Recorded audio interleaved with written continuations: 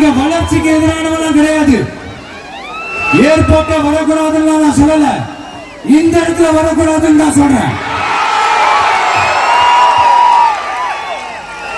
இல்ல நான் சொல்லலன்னீங்களே, இவன் வளர்ச்சிக்கு எதிரானவன் அப்படி இப்படின்னு சொல்லி ஒரு கதையை கட்டி ஆரம்பிச்சிருவாங்க. நமக்கு அதை பத்தி எல்லாம் கவலை இல்லை மெய்ங்க.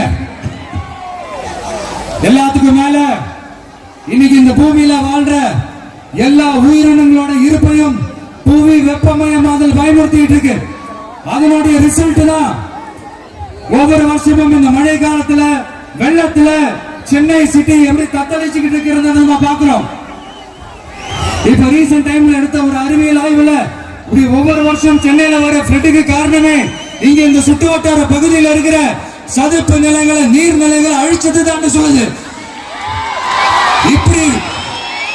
இப்படி ஒரு சூழல் இருக்கும் போது